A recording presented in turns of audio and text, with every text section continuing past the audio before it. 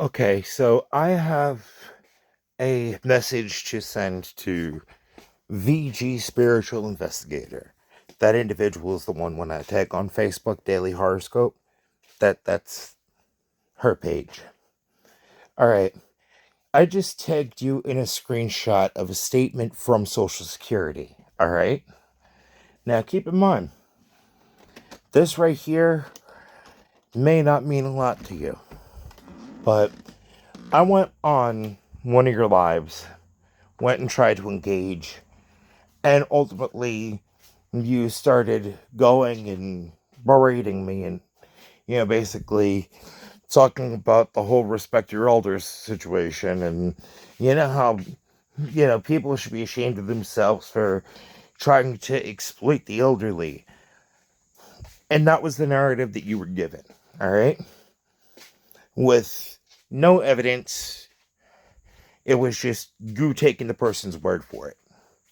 Well, the screenshot that I sent you was an acknowledgement from Social Security, as well as, proof, because when I clarify the factor that I was exploited as a kid, that, you know, you didn't want to take my word for it, thought it was a lie, all right?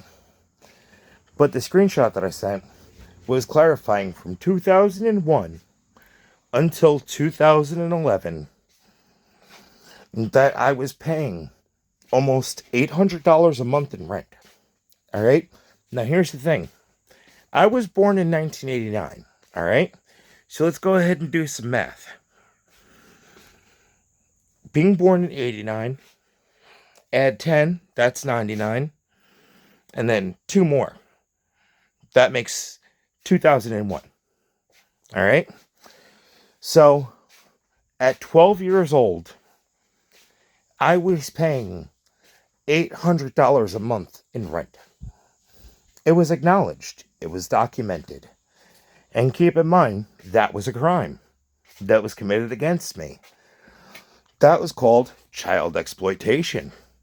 I did the math on that situation. All right?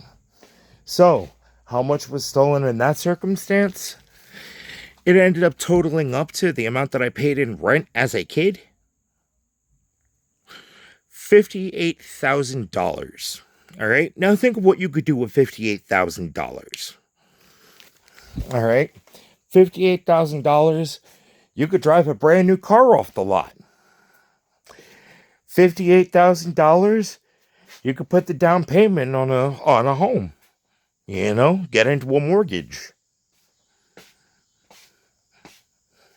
$58,000, you could go ahead and live off of that as long as you know how to budget right and, actually are wise with your money, like investing that money into ways that'll end up growing.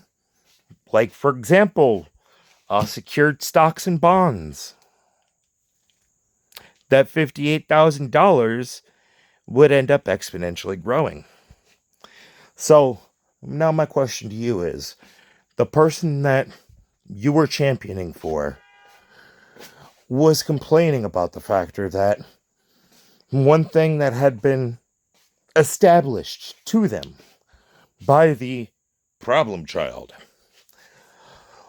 was that that problem child would never trust them with a kid. Because, who in their right mind charges a child rent? But while that was going on, the only reason that there was no intervention was because a employee of Child Protective Services was also a member of the congregation of the church that I grew up in. All right? So child exploitation being ignored by a mandated reporter that quite literally would engage on a constant basis because of the affiliation through a religious institution or organization. All right? That religious organization shielded the predator, because you have to be a fucking predator to go ahead and steal money from a child. So that being said, I gave the proof that I'm not lying. It was even documented by Social Security, and it's even acknowledged that that same individual that ended up defrauding me as a child wanted to then try to get power of attorney over me. And that weaponized incompetence and everything was you enabling that behavior. So let me ask you a question. Do you believe in child labor laws?